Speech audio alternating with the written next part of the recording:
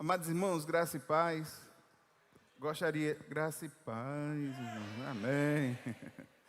Eu gostaria de convidá-lo a que você abrisse a sua Bíblia no livro de 1 João. Hoje nós vamos ver 3 livros, já encerrando aí um livro em uma hora, hoje vai ser 3 livros. 1ª, 2ª e 3ª João.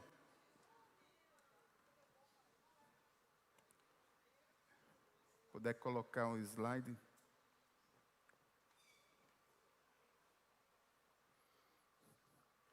Irmãos, lembrando aos irmãos que sempre nas quartas-feiras, nós temos falado sobre os livros da Bíblia de forma panorâmica. E quando nós começamos a falar sobre os livros da Bíblia de forma panorâmica, nós mostramos aos irmãos que a Bíblia ela é organizada, de fato, ela tem uma organização. Mas muitas vezes os livros da Bíblia, a sua organização não é uma organização que proporciona uma compreensão, sobretudo por parte daquele que é um novo convertido. Então você vê, por exemplo, a organização das cartas de Paulo.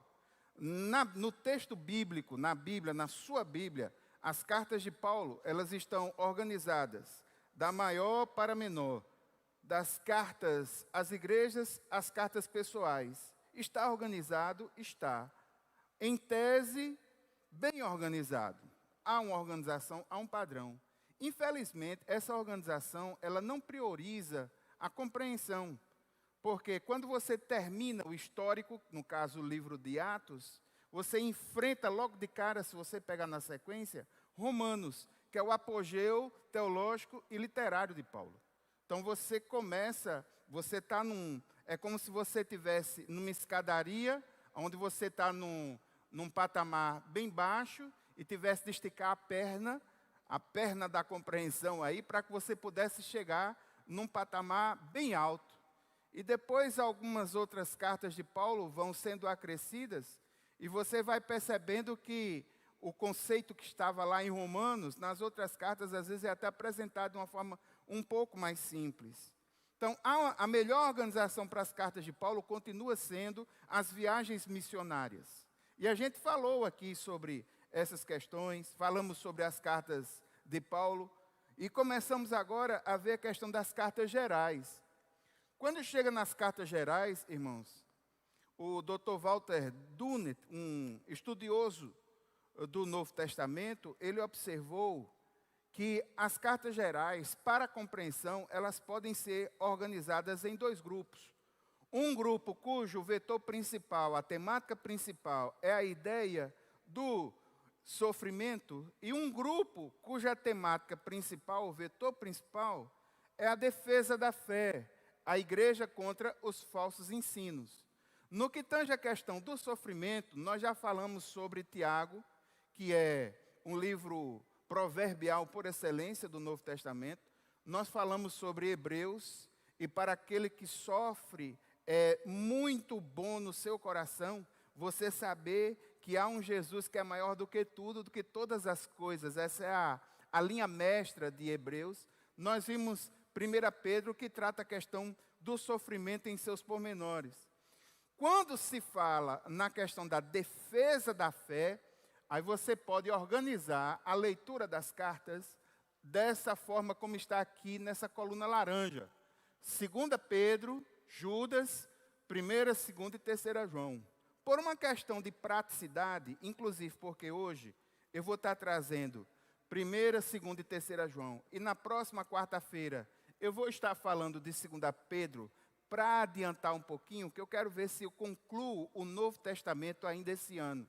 Aí no próximo ano, quando voltar, eu já voltaria dando as dicas de como ler melhor o Antigo Testamento. Então eu encerraria o Novo Testamento em 2022 e 2023. Em 2024, eu iniciaria com a leitura do Antigo Testamento, passando para os irmãos como você pode melhorar o seu desempenho na leitura dos textos veterotestamentários. Então, hoje, irmãos, por uma questão de praticidade, nós vamos abordar o item 3 ali, 1ª, 2ª e 3ª João, dentro desse bloco a igreja e os falsos ensinos.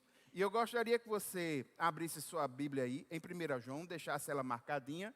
Entenda que essas 3 cartas são as cartas de João, o apóstolo João. O destinatário de 1 João, a ideia é que ela não foi escrita para uma igreja em particular, mas uma espécie de carta pastoral. A ideia de 2 João, você vai ver que ela foi escrita para alguém que se intitula a Senhora Eleita, e aí nós temos 3 grandes correntes de estudo sobre o destinatário de 2 João, que a Senhora Eleita seria Maria, irmã de Marta, tem um grupo que pensa assim. Segundo grupo, que seria, a Senhora Eleita seria uma igreja, uma congregação local, que ele não quis denominar, utiliza-se de uma figura de simbolismo. E o terceiro grupo que entende que a Senhora Eleita é a igreja de uma forma geral, a igreja como um todo. O destinatário de 3 João é uma carta pessoal a um homem chamado Gaio. O problema é saber quem é Gaio, porque o texto bíblico no Novo Testamento cita pelo menos 4 Gaios distintos, o que nos leva a crer que esse nome era um nome muito comum. Mas sabe-se, pelo teor da carta, que Gaio era uma pessoa importante e era membro de uma comunidade de fé que era muito proeminente. E são cartas que foram escritas entre 85 e 90, antes de João ser banido para a ilha de Patmos, aonde ele vai receber do Senhor ali Apocalipse. João era um homem velho, talvez o único apóstolo que ainda vivia naquela época. E aqui vale a pena salientar, irmãos, que dos apóstolos do Senhor Jesus, ao que tudo consta, João, esse João, o apóstolo, o João, ele foi o único que teve, digamos assim, morte natural. Ele morre por questões naturais. Os demais tiveram morte hedionda mesmo, no cumprimento da missão do Evangelho.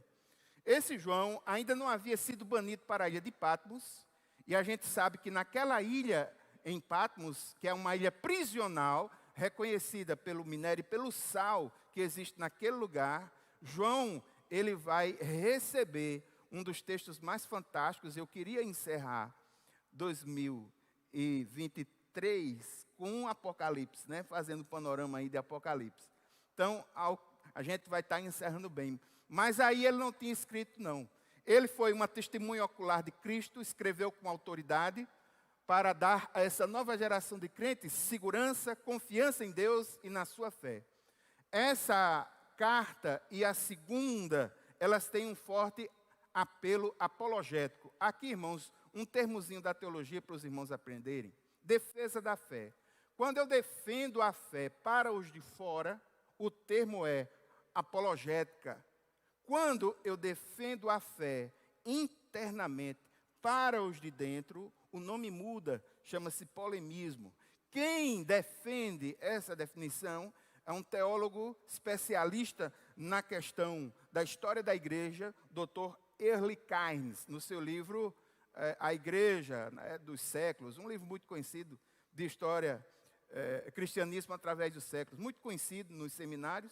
Ele faz essa definição. E, de fato, irmãos, é uma necessidade. Em determinados momentos, nós precisamos defender a fé cristã para aqueles que não conhecem a fé cristã.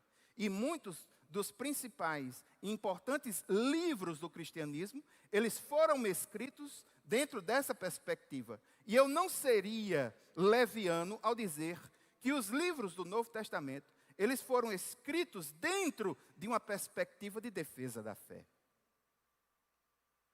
E eu quero dizer para os irmãos também que é muito importante o chamado movimento polemista, que é a defesa da fé, da essência do cristianismo, para aqueles que já são cristãos. Sabe por quê, irmãos?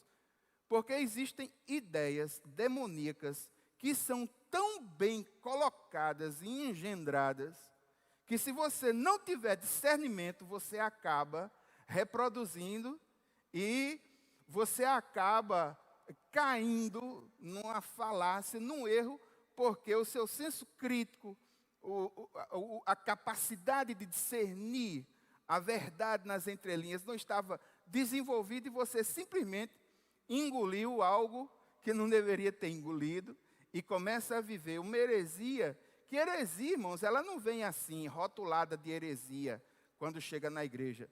Ela não chega assim dizendo, oi, eu sou a heresia, eu vim para destruir. Não, ela entra de um jeito muito sutil. E na membresia ela entra numa forma muito sutil, quando a gente começa a dizer, isso é nada demais, isso é nada demais, isso é nada demais. Quando é daqui a pouco, a gente está sem conseguir discernir o que é certo e o que é errado. Sobretudo agora, nesse mundo pós-moderno, a gente não consegue discernir o que é certo e o que é errado. Quando, no final disso aqui, eu vou mostrar aos irmãos algumas coisas que eu tenho descoberto e que tenho, assim, tem mexido muito comigo. Então vamos lá. O propósito dessas cartas é a defesa da fé. Viver em verdade. Na segunda carta, nós vamos ter essa verdade aplicada no exemplo de hospitalidade. E na terceira carta, nós vamos ter uma exortação a termos cuidado com falsos líderes e com falsos mestres. Qual é o problema dessas cartas que eu vou falar hoje? Irmãos, é que para você ter uma compreensão melhor daquilo que você está lendo, você precisa saber qual era o grande problema pelo qual passava a igreja primitiva naquele momento. Irmãos, a igreja sempre sofreu ataque. E a igreja primitiva, do seu ponto de vista teológico, eclesiológico, do ponto de vista de comunidade de fé, um dos maiores problemas que a igreja primitiva enfrentou no século I foi uma coisa chamada gnosticismo. Esse foi o grande problema, gnosticismo. Grave esse nome, gnosticismo. O que é gnosticismo? Gnosticismo é uma espécie de corrente filosófico-teológica caracterizada por um pensamento básico que tem origem forte na filosofia grega e nas religiões de mistério do paganismo, tanto romano quanto grego. Qual é a ideia? O espírito é bom e a matéria é ruim. O espírito é bom e a matéria é ruim. Aí surge um grupo chamado os gnósticos. Gnose, a palavra gnose significa conhecimento. E esse grupo sustenta que tudo o que fosse relacionado à matéria física, tudo que é relacionado à coisa física é perverso, é mau. Aquilo que é espiritual, isso sim é bom. Agora veja, só os iluminados, os intelectualmente iluminados, é quem pode apreciar os benefícios desse conhecimento cósmico superior que une a Deus. Irmãos, é uma salada, é uma mistura de filosofia, com misticismo, com religiosidade. É um engendrado de pensamentos que a igreja primitiva ela teve que enfrentar e não foi fácil. Por quê? Os gnósticos acreditavam que o homem precisava se libertar do mundo material, ocupando apenas a questão espiritual. De acordo com o pensamento dessa galera do gnosticismo, a solução estava num tipo de iluminação especial, um conhecimento superior, que fazia com que as pessoas se inteiravam dos mistérios do universo, se libertando da materialidade, libertando a sua alma para esse conhecimento cósmico.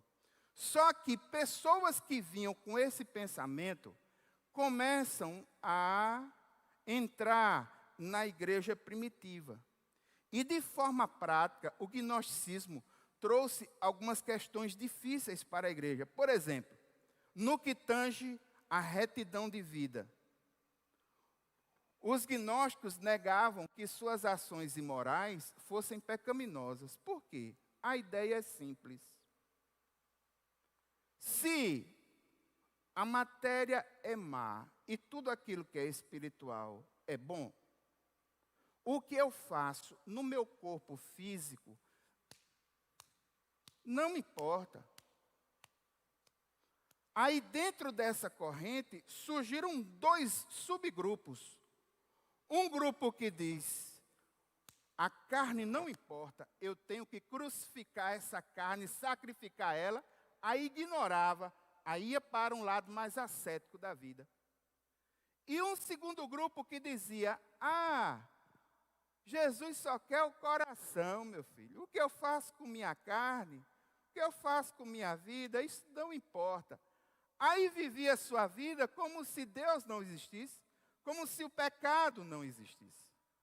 Segunda implicação dos gnósticos, os gnósticos insistiam que o ensino apostólico deveria ser complementado com o conhecimento superior que eles alegavam possuir, ou seja, eles davam aquela carteirada para a igreja dizendo, existe aí um grupo de gente especial, iluminada, que pode alcançar verdades espirituais e profundas, que aqui Jesus começou, tal, mas ele não alcançou. Ainda tem muita coisa que vocês precisam aprender. O caminho da salvação é o caminho do conhecimento místico e esotérico.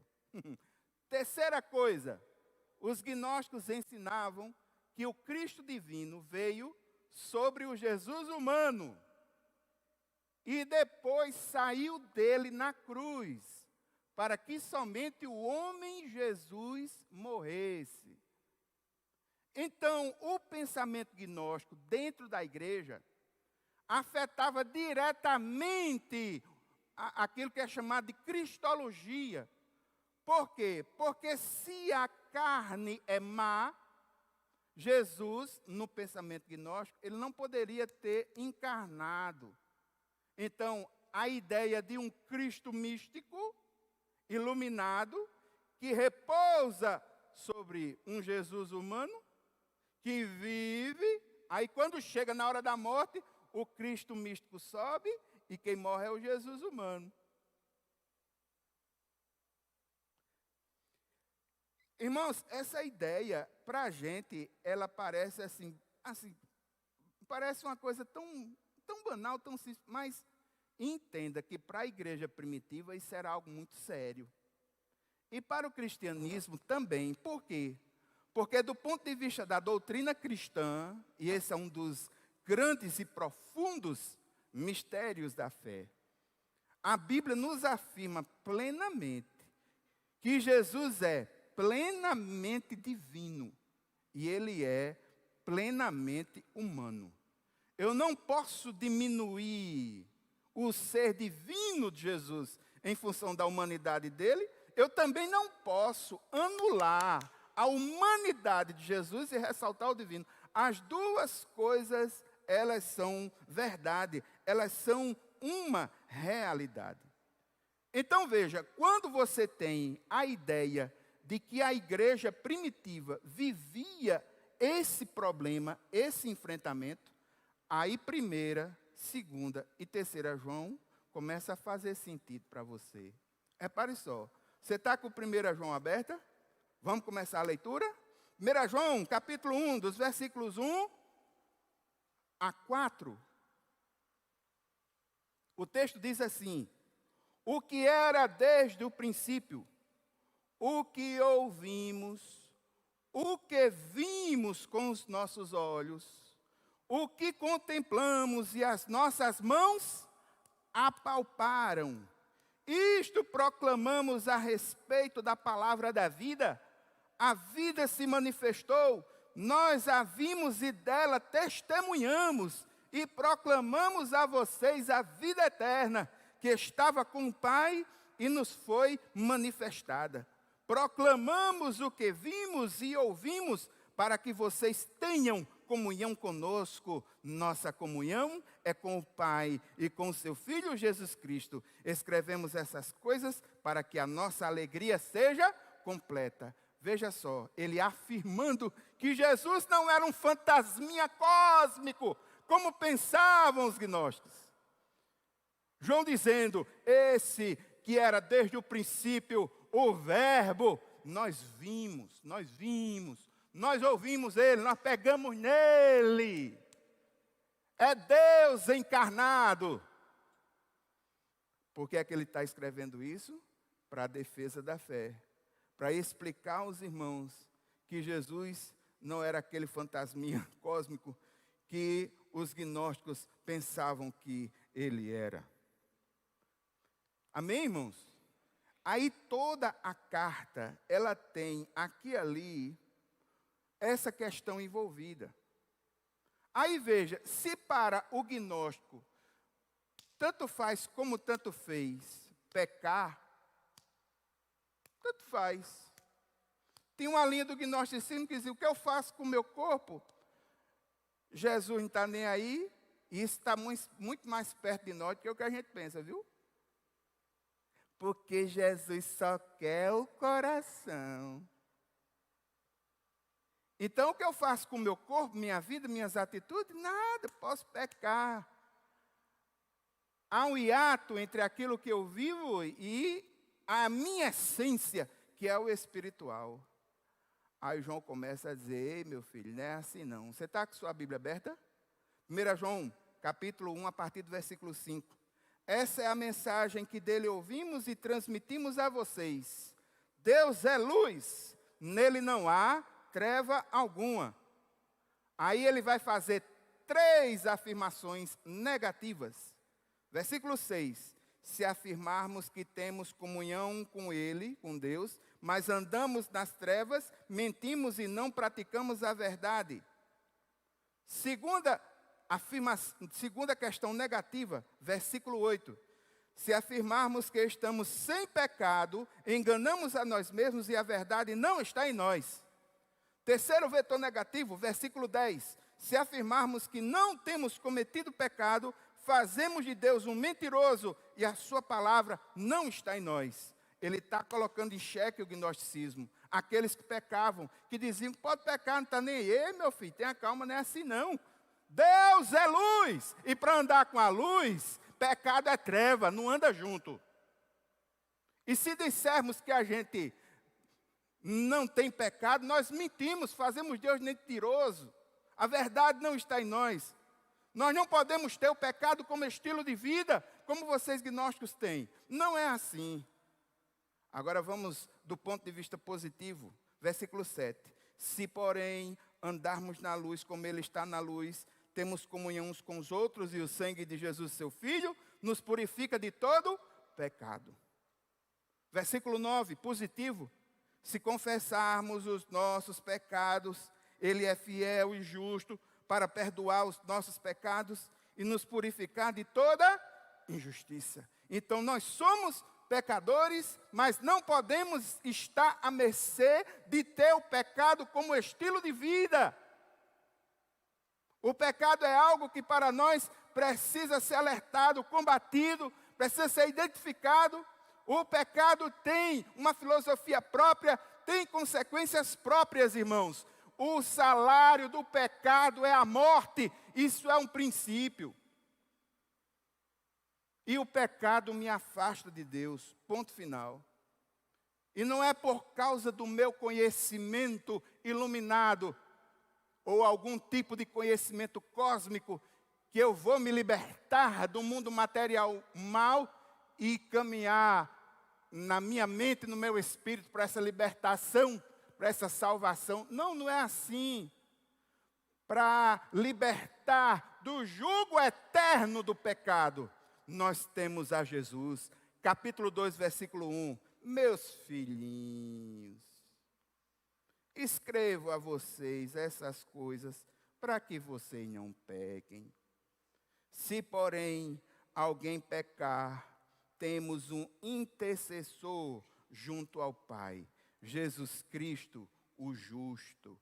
Ele é a propiciação pelos nossos pecados. E não somente pelos nossos, mas também pelos pecados de todo o mundo. Então, louvado seja o nome do Senhor, irmãos. Louvado seja o nome do Senhor.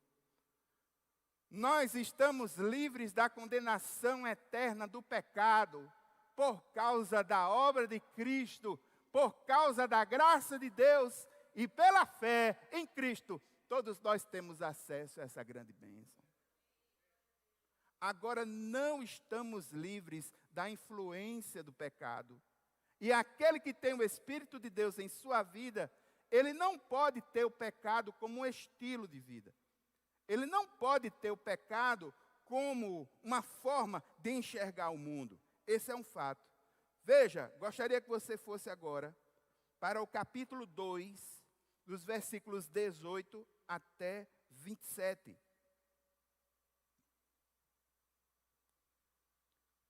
Primeira João capítulo 2, versículos 18 a 27. O texto diz assim: filhinhos, esta é a última hora. E assim como vocês ouviram que o anticristo está vindo, já agora muitos anticristos têm surgido. Por isso sabemos que esta é a última hora.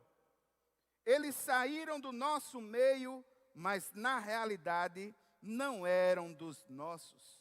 Pois se fossem dos nossos, teriam permanecido conosco. O fato de terem saído mostra que nenhum deles era dos nossos. Mas vocês têm uma unção que procede do Santo. E todos vocês têm conhecimento. Eu não escrevo a vocês porque não conhecem a verdade. Não, mas porque vocês a conhecem e porque nenhuma mentira procede da verdade.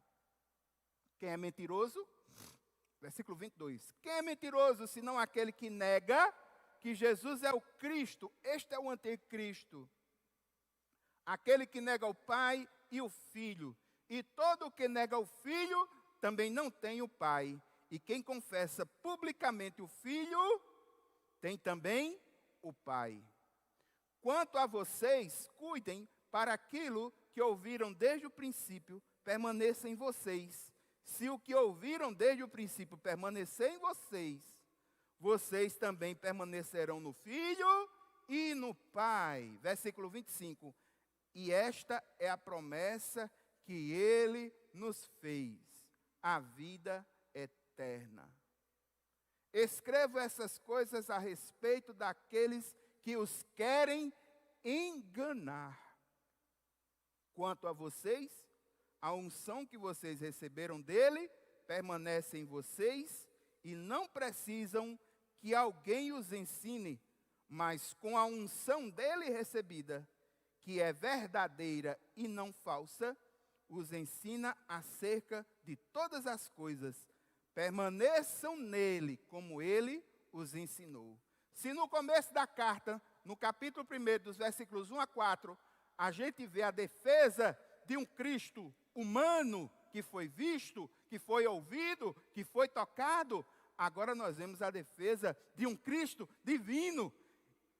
E de que nós só podemos chegar ao Pai por Ele, e que Ele é a vida eterna. Veja o versículo 25, e esta é a promessa que Ele nos fez, a vida eterna. Irmãos, não existe nada mais chocante do que você entender que em Cristo Jesus você tem a vida eterna. Eu posso provar isso aos irmãos. Eu não sei se vocês já tiveram essa experiência, mas essa experiência eu já tive e já fiz questão de fazer só para ter uma ideia de como as pessoas se comportam. E eu vou relatar para os irmãos. Irmão, numa fila de banco, o que é que tem numa fila de banco? Se for daqueles bancos que recebe senha, você recebe uma senha para ser atendido, tirou a senha, sua senha, número 12, aliás, sua senha, está lá, 724, você olha para o painel, está no número 15. Aí você olha para o relógio, não tem nada para fazer, se senta num banco daquele. Dependendo da personalidade, é possível que alguém vá conversar com você. Se você conversar num tom de voz, como o meu tom de voz é forte. Se você começar a conversar com a pessoa e disser assim, rapaz, eu sou evangélico, as pessoas não vão nem olhar para você. Se você disser assim, eu sou da igreja do pastor Tomás José de Aguiamunguba, a igreja centenária, está há 100 anos na igreja e tal, não vão nem olhar para você. Agora, se você disser assim, eu sou salvo, não tem um na fila que não olhe para você.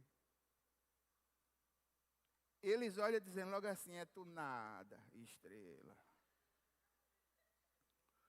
Por quê? Porque do ponto de vista deles, do ponto de vista daquele que não tem o Espírito do Senhor em sua vida, que testifica ao nosso espírito, se somos ou não, porque há testificação espiritual.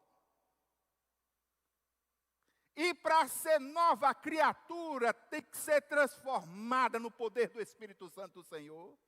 E ponto.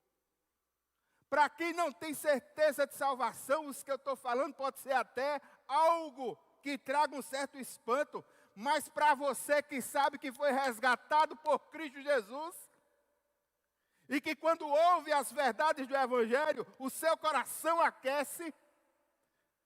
Para você que sabe identificar a voz do Espírito Santo, quando a gente diz que por causa da graça de Cristo sobre nossas vidas, nós temos a vida eterna por causa do mérito dele, não do nosso.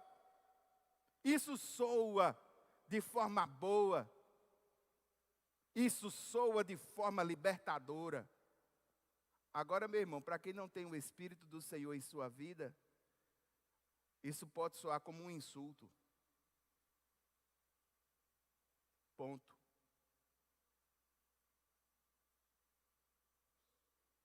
Ponto. Sobretudo agora, nessa época em que nós estamos vivendo um dos grandes ataques ao cristianismo. Sabe qual é o grande ataque? E é muito sutil.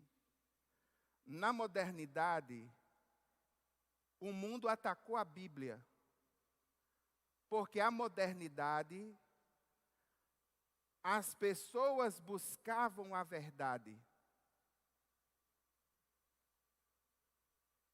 E pelo fato de buscarem a verdade, e a Bíblia se colocar como revelação de Deus, e como verdade para o povo, ela foi duramente criticada e combatida em todo o tempo e, sobretudo, a partir de um movimento chamado Iluminismo, professor. Só que agora, irmãos, na sociedade pós-moderna, o que está sendo atacado não é a Bíblia, mas o conceito de verdade. E o conceito de verdade agora se transformou em uma coisa contingencial. Se transformou em um engendramento de raciocínios. No mundo pós-moderno, e você já deve ter ouvido essa história, vivemos um momento em que se chama de relativismo da verdade. Eu tenho a minha verdade, você tem a sua verdade, todos têm uma verdade, e esse complexo de verdades se transformam em narrativas. O mundo pós-moderno vive na filosofia algo que é chamado de pragmatismo. O que é isso? Não me interessa se é verdade ou se é mentira. Se me fizer bem, eu aceito. Se me fizer mal, eu recuso. Então, irmãos, hoje nós estamos vivendo na academia. O que é isso? Quando eu digo academia, eu estou dizendo os grandes centros de estudo e dos saberes humanos. Pessoas são estudadas pelos jovens, como o filósofo americano Richard Rorty, como um camarada chamado Michel Foucault. E eles trazem a ideia de que a verdade não é verdadeira, não é tão verdade como você pensa, que verdade é uma construção de poder e que tem a ver com as perspectivas individuais. Eu estudei isso a fundo, irmãos, porque eu queria saber qual era a compreensão que esse povo tinha de verdade. E eu posso afirmar aos irmãos uma coisa, fruto das percepções que eu tive. Irmãos, orem pela juventude. A juventude precisa de oração e de braços que abracem eles. Não é à toa, irmãos, que quando um jovem cristão despreparado cai numa universidade, o conceito desses camaradas, porque é muito bem feito. Eles dizem, não existe verdade absoluta. Aí você pergunta para ele, você tem certeza? Ele diz, absoluta.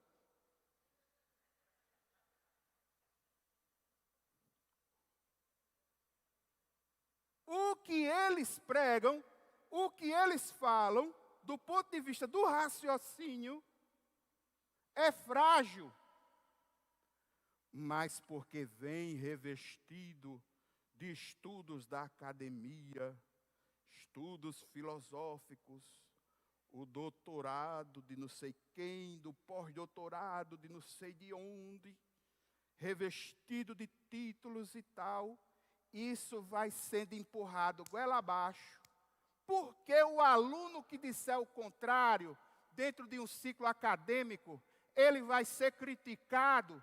Quem é ele para criticar isso? E muitas vezes, irmãos, alunos cristãos são perseguidos dentro dos ciclos acadêmicos pelo fato de raciocinarem. E há aqui um grande desafio intelectual. É por isso, pastor Tomás, que pessoas como Jacira, que tem partido para um lado mais intelectual do cristianismo, está estudando no Mackenzie, numa universidade, irmã nossa, que lançou inclusive um livro. É por isso que nós precisamos ter pensadores cristãos, para ir de encontro a essas filosofias. Que se você dizer 2 mais 2 é igual a 4, ele vai olhar para você e vai dizer, depende, qual é o objetivo? Depende, quem é que vai se dar bem nessa narrativa? Eles constroem narrativas para dizer que não há verdades absolutas, mas eles negam que alguém possa viver na sua vida debaixo de uma grande metanarrativa, que é o Evangelho. Um pensamento, uma filosofia, algo profundo que norteia o que somos e o que pensamos.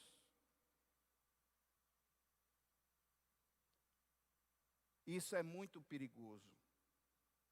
Se antigamente se questionava a Bíblia, agora eles questionam a essência, a verdade. Será que tem verdade?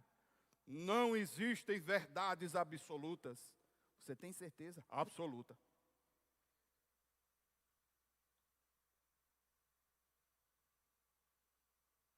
Irmãos, nós estamos caminhando para tempos sérios. É por isso que uma carta como essa, ela fala alto até hoje para nós. Amém? 1 João, dê um pulinho aí, por favor. Capítulo 4, dos versículos 1 a 6.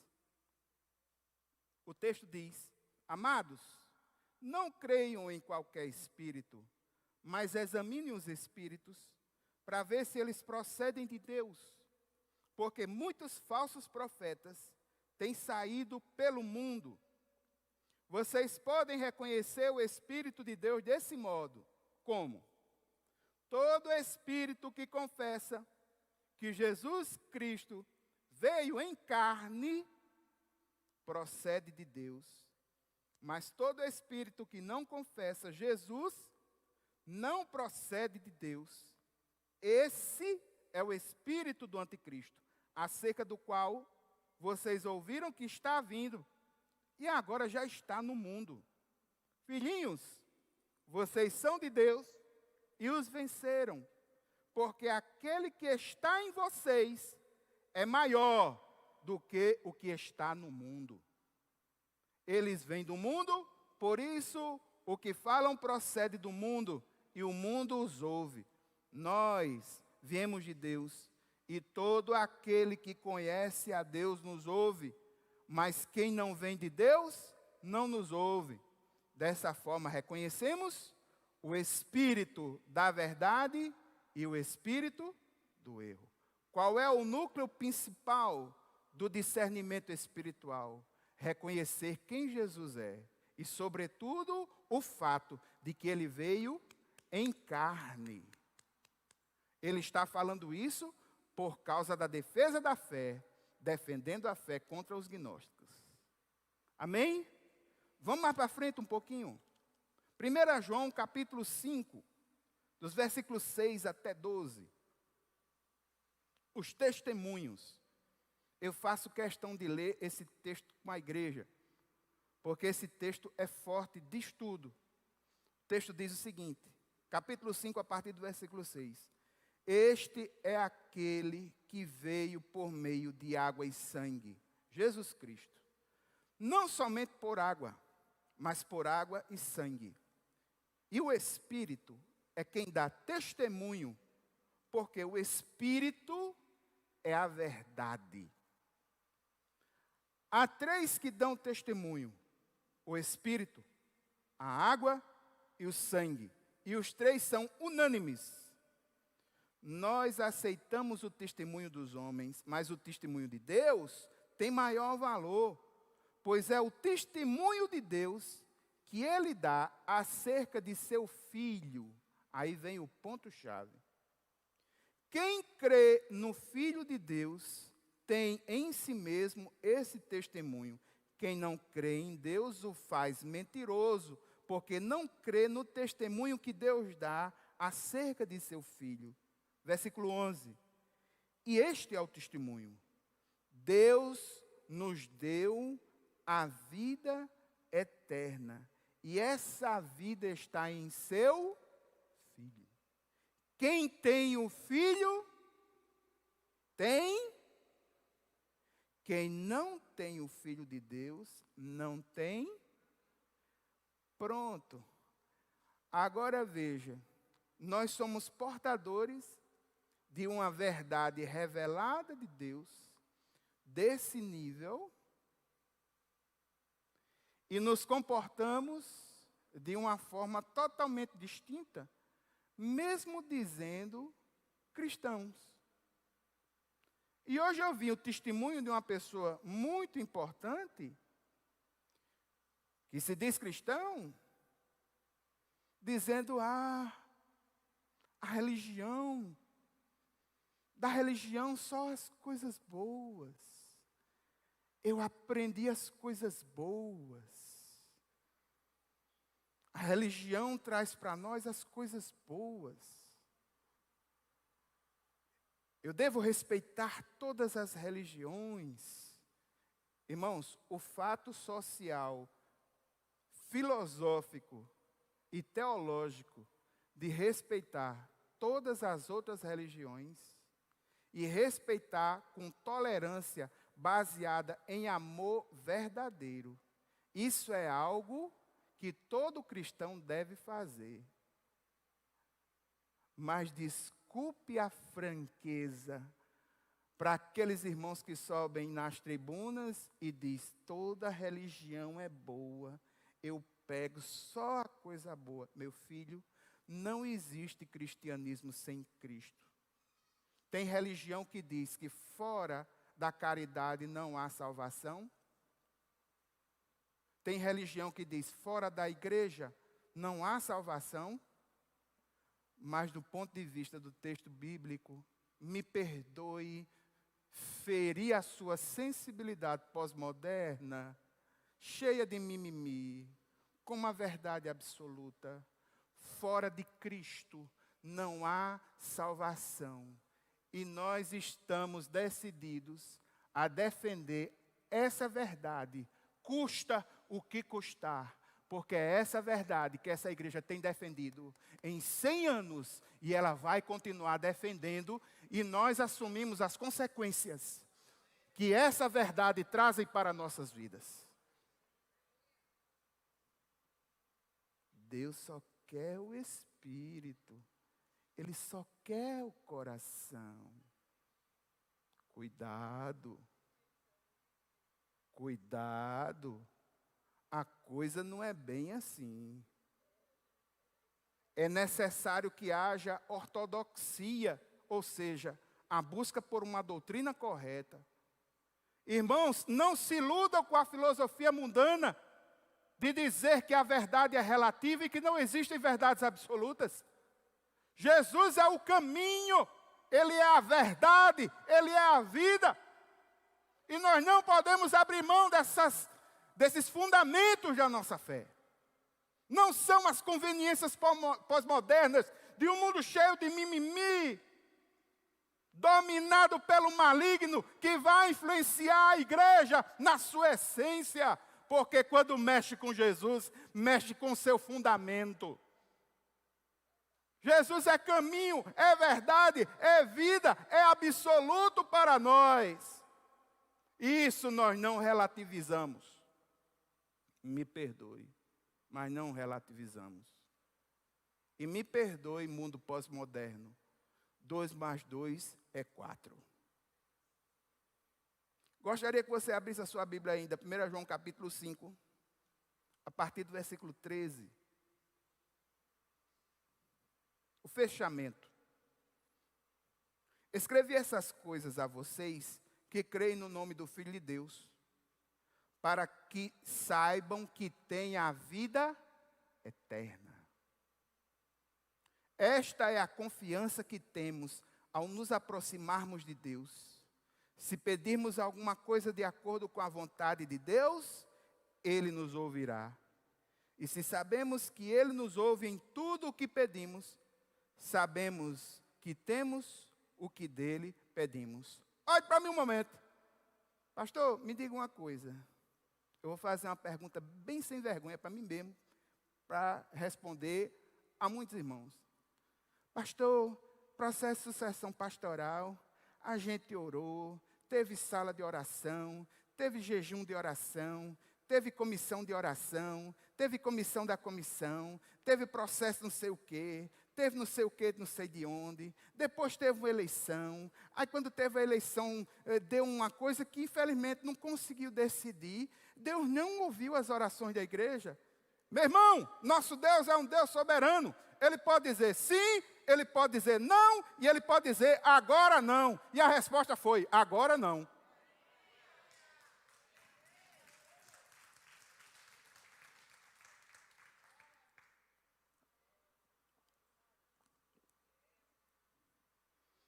A resposta foi, agora não. Mas eu estou com tanta paz em relação a isso. Pô, o pastor Tomás está dizendo também. Também está. Colossenses 3,15. E o Deus de paz seja o juiz em teu coração. Se você fez o que fez e não está tendo paz no seu coração, meu irmão, analise o que você fez. Me perdoe, viu? A minha veia não é sacerdotal, não, é profética.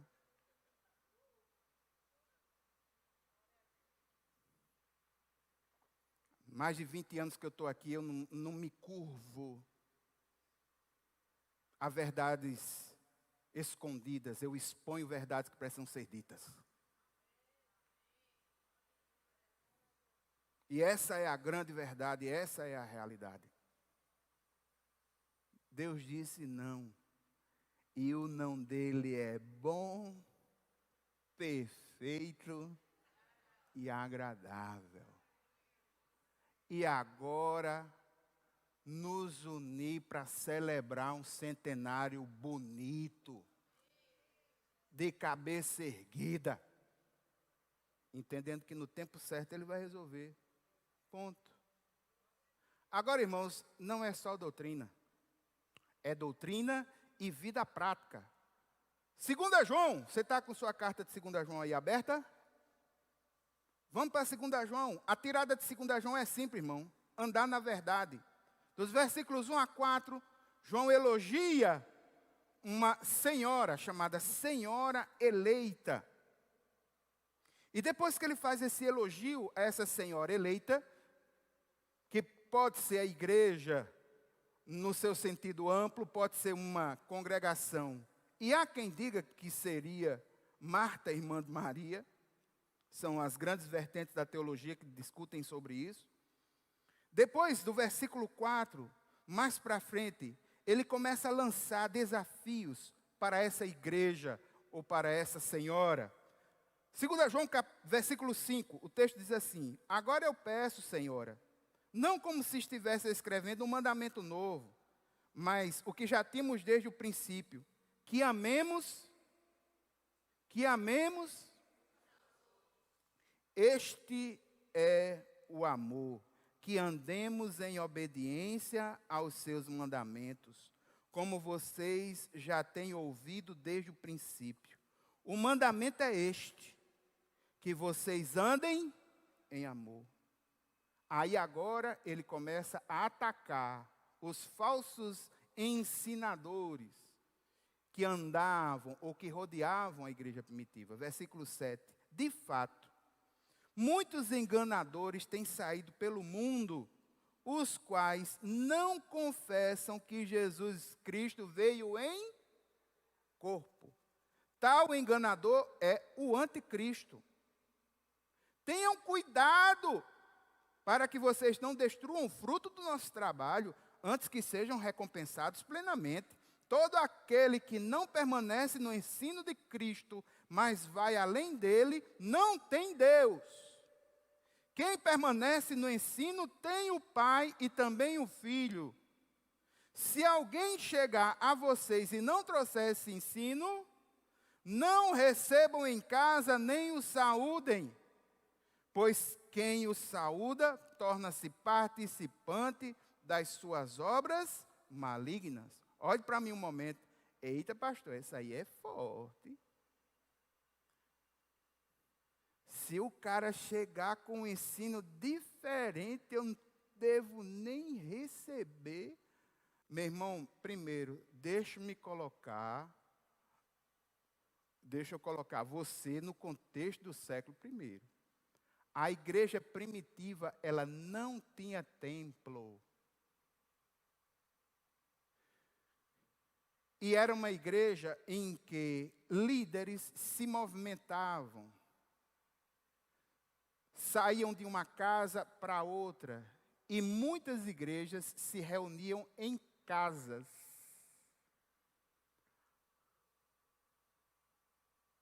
Priscila e Áquila tinham uma igreja em sua casa. É por isso que esse texto é colocado com essa força. Porque como uma carta geral, para aquelas casas que recebiam comunidades, era um perigo muito grande receber um falso profeta que negasse que Jesus veio em carne. Então, nessa força, nesse sentido, nesse contexto, João explica: receba não, porque se receber, ele vai falar. E se ele falar, vai influenciar e não vai dar certo. Ele prega um outro evangelho. Ele prega uma outra coisa. Então, existe um contexto. Tenha calma. E se você tem base na fé para conversar, converse com os testemunhos de Jeová. E evangelize eles, não expulse eles não. Agora, se tiver conhecimento, se tiver segurança, porque se não tiver, eu não aconselho. Receba com educação, receba com toda a pompa que é necessária, fale do amor de Jesus, não utilize esse texto com esse objetivo, porque as situações são diferentes. Mas aqui nós temos algo fantástico aí, encerrando uma palavra de conforto para a igreja. 2 João, versículos 12 e 13, ele diz: tenho muito que escrever a vocês, mas meu propósito é fazê-lo com papel e tinta. Em vez disso, espero visitá-los e falar com vocês face a face, para que a nossa alegria seja completa. Os filhos da irmã eleita enviam saudações. Ou seja, ele faz um elogio para a senhora eleita, dos versículos 1 a 4, lança um desafio, o desafio de continuar amando a Deus, o desafio de continuar obedecendo a Deus. Ele previne a igreja contra os falsos ensinadores. Tenha cuidado com Satanás, tenha cuidado com o próprio eu, permaneça no ensino de Cristo, não vá além dele. Olhe para mim, isso é uma forma também de você identificar um falso ensinamento. Qualquer coisa que acrescenta algum rito, doutrina, sistema ao evangelho puro do Senhor, desconfie, pode ser seita. Vou dizer uma bem simples, que eu vi. A igreja se reúne, aí entra uma pessoa vestida com roupas israelenses, com um dalit, com um quipá na cabeça, com um chifre de carneiro, aí sobe no púlpito, toca o chifre para permitir o Espírito Santo entrar dentro da igreja. Esqueça isso. Isso é um acréscimo. O Evangelho não fala sobre isso, mas existe, eu já vi. Quando eu estava em Campina Grande, recebi uma pessoa para um aconselhamento. Não se preocupe, foi em Campina Grande, não era de nossa igreja. Ela chegou para mim, preocupada, muita ansiedade, muitas dificuldades no seu coração, muita tristeza, muita dor. Oramos juntos. Percebi que a Bíblia dela, pastor Nino, aqui nas pontinhas, ela não era dobradinha, ela tinha uns pedacinhos, como quem arrancasse, comido, assim, arrancadinho. Eu observei aquilo e perguntei: ô irmã, me diga uma coisa, eu estou olhando a Bíblia da irmã e eu estou percebendo que nos cantinhos assim da Bíblia, ela tem uns pedacinhos comidos. Isso é o que? Isso foi um rato? O que foi isso? Eu já estava me compadecendo dela, já com vontade de dar uma Bíblia nova a ela. Ela disse: pastor, é porque quando eu estou com dor de cabeça, eu arranco um pedacinho da Bíblia, eu faço um comprimidozinho e tomo. Esqueça isso. Isso não é evangelho.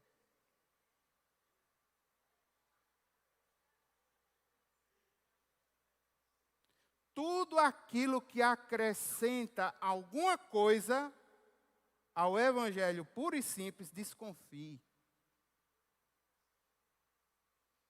Desconfie. Desconfie. Amém? Encerrando, 3 João. Irmãos, 3 João é uma carta pessoal. Ele escreve para um homem chamado Gaio. E a ideia é imitar aquilo que é verdadeiramente bem.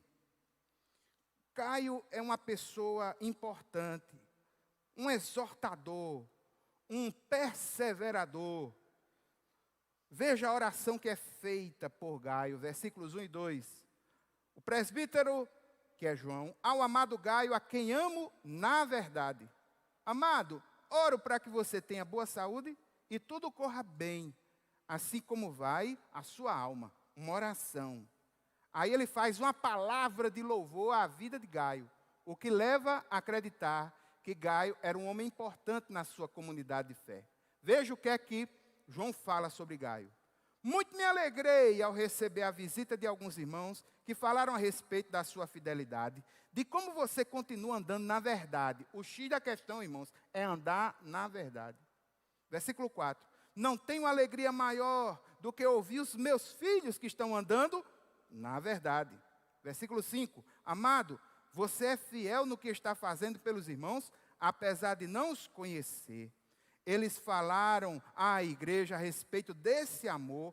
Você fará bem se os encaminhar em sua viagem de modo agradável a Deus, pois foi por causa do nome, e esse nome aí está em maiúsculo, que eles saíram sem receber ajuda alguma dos gentios. Pois o nosso dever receber com hospitalidade irmãos como esses, para que nos tornemos cooperadores em favor da verdade. Vá para o versículo 11. Amado, não imita o que é mal, mas sim o que é bom. Aquele que faz o bem é de Deus, e aquele que faz o mal não viu a Deus. Aí, olhe para mim um momento, aí João começa a exortar esse Gaio como um exemplo de alguém que anda na verdade. Esse conceito é muito importante. Por quê? Porque o cristianismo não é só doutrina, raciocínio e teologia. Ele é prática, é praxis. E se nós buscamos a ortodoxia, que é a verdadeira doutrina, a busca pela verdade, nós também devemos primar pela ortopraxia, que é a verdadeira prática. A verdade se transforma em vida quando há integridade, quando há consonância entre aquilo que se crê, aquilo que se fala e aquilo que se vive. Essa pessoa é uma pessoa íntegra. Quando não há consonância entre aquilo que se pensa, aquilo que se fala e aquilo que se vive, essa pessoa é hipócrita. Deixa eu dar um toque a vocês. Jesus tem horror de gente hipócrita. Simples assim. Aí, para contrabalancear a pessoa de Gaio, aqui um parênteses. Irmãos, o nome da atualidade mudou, né? Assim, as crianças que estão nascendo agora é Cauã, é Caio, né? Noah, né? Não nasce um Nelson mais. Não nasce um Gilson, né? Alfredo, nasce mais não, esse nome, Severino, acabou-se. Acabou-se. Agora o nome é tudo curtinho, né? Gaio, esse nome é bonito, olha. É o nome da pós-modernidade, quem quiser usar. Olha. Mas só que aqui tem um cara terrível, tem um cara chamado Demétrio, que é o contrário de Gaio. Aí João pega nele. Aí tem um camarada terrível. Versículo 9. Escrevi à igreja, mas Diótrefes, não é Demétrio, não é Diótrefes, que gosta muito de ser o mais importante entre eles, não nos recebe. Portanto, se eu for, eu chamarei a atenção dele para o que está fazendo com suas palavras maldosas contra nós, e não satisfeito com isso, ele se recusa a receber os irmãos. Impede os que desejam recebê-los e os expulsa da igreja. Tem gente ruim, irmão, na igreja primitiva. Deixa eu dizer uma coisa para vocês. Não existe igreja perfeita. Todas as igrejas têm algum problema, porque é baseado em Cristo Jesus, que é divino, é humano, é o alicerce, é a base, tudo, mas é feito por seres humanos. E deixa eu dizer uma coisa para vocês, nós não somos espirituais 100% do nosso tempo, não. Existem certos momentos que somos carnais e tomamos decisões carnais. E nessas decisões, aqui e ali, a gente pode magoar uma pessoa. E aqui tem um camarada que está dentro da igreja, mas é uma pessoa maldosa e carnal. E é o confronto. Ele tem uma pessoa de exemplo, que é o Gaio, e outra pessoa de exemplo, que é Demétrio, versículo 12. Quanto a Demétrio, todos falam bem dele. E a própria verdade testemunha a seu favor. E no meio de Gaio e Demétrio, positivo. Tem aí um joinho. Tem aí um Diótrefes. E aqui um alerta para todos nós. As igrejas têm seus Diótrefes, viu? Não vá para a igreja pensando que é uma comunidade de gente que não erra. Vai ter erro, vai. Eu vou logo pedindo perdão dos meus.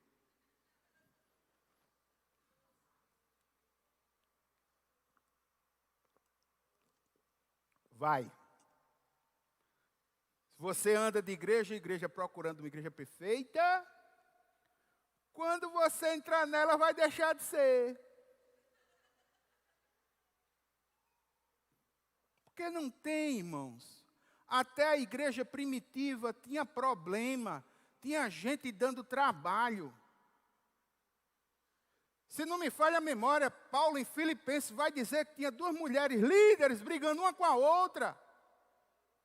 Se não me falha a memória, irmão, se você ler o 1 Coríntios, você vai ver que a igreja tinha problema de divisão dentro dela, tinha banalizado os dons. Você olha para a 1 Tessalonicenses, para a igreja Tessalonicense, você vai ver uma igreja ansiosa pela vinda do Senhor, sem saber tomar decisão para o dia a dia da vida. É nessa carta aos Tessalonicenses que Paulo vai dizer, se não trabalha, não come. As personagens da Bíblia, elas têm suas virtudes, mas elas também têm os seus defeitos. Na genealogia de Jesus, existem lá 5 mulheres que são citadas. Se não me falha a memória, 4 delas têm uma vida completamente complexa. Raabe, Tamar, que seduziu o sogro, Ruth, Moabita, e os moabitas não deveriam entrar na casa do Senhor por gerações e gerações. E a mulher que foi mãe de Salomão, Batseba.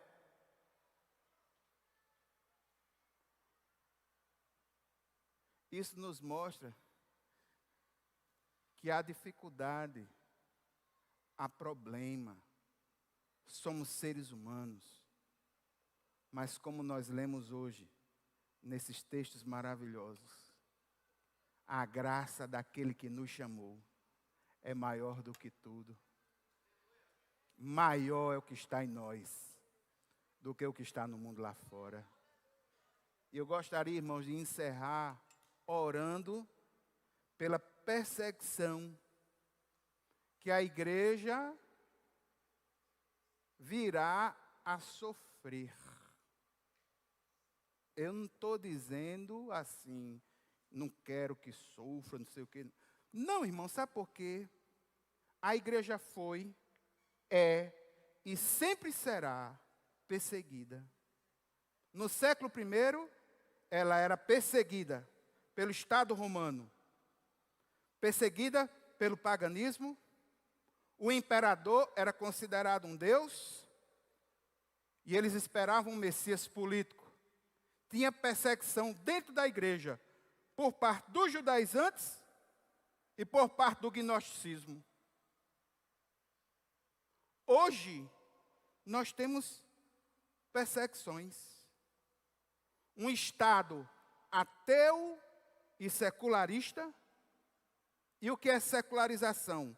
É o processo ideológico humanista que tenta eliminar toda e qualquer influência da religião sobre os aspectos práticos da vida social. Levam à privatização da fé. Sabe o que é?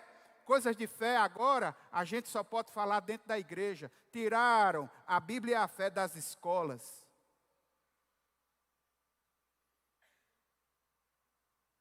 E cada vez mais vai se assumindo, o Estado é laico, mas ele não é laicista.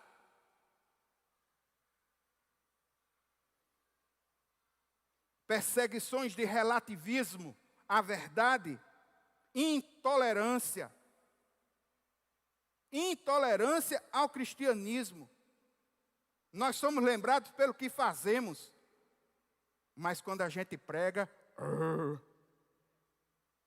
acabou-se. Perseguições internas, imaturidade, não se chama mais pecado de pecado. Você já viu alguma pregação, algum pastor falando sobre as agruras, a tristeza que é o inferno?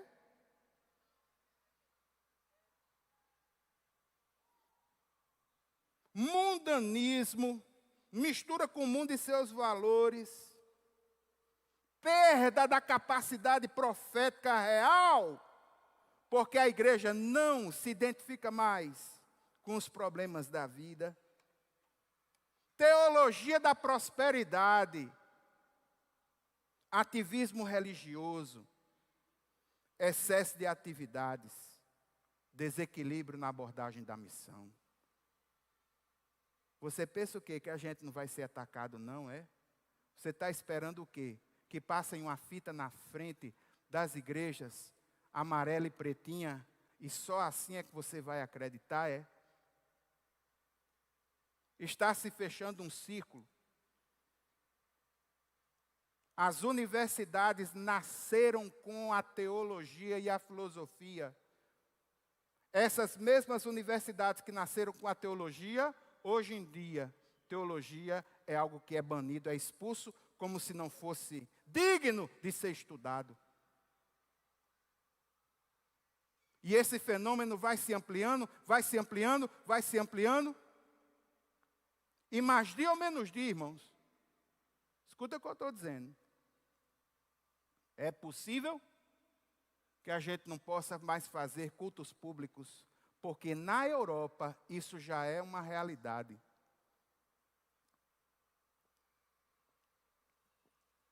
Não estou dizendo nada de novo. A igreja é, foi e sempre será perseguida aqui na terra. Mas haverá um dia em que essa perseguição vai se acabar. É quando a gente estiver face a face com Deus. E aquele que crê no Senhor mantenha a esperança do seu coração acesa. Não baixe a sua cabeça, levante. Deus abriu o mar vermelho quando foi necessário. Creia, mesmo que a gente chegue numa situação em que andar para trás ou andar para frente seja inconcebível e só tem que andar para frente, espere, porque o Deus que nós cremos é aquele que continua abrindo mares vermelhos e vai abrir para a gente passar. Ele não nos retira das adversidades e das dificuldades. Mas Ele tem poder para, dentro das dificuldades, proteger aqueles que são seus. É nisso, irmãos, que está a nossa fé. Vamos orar? Ficar em pé em nome de Jesus. Orar pela igreja. Essa igreja que é perseguida no mundo inteiro e que mais dia ou menos dia começará aqui no Brasil.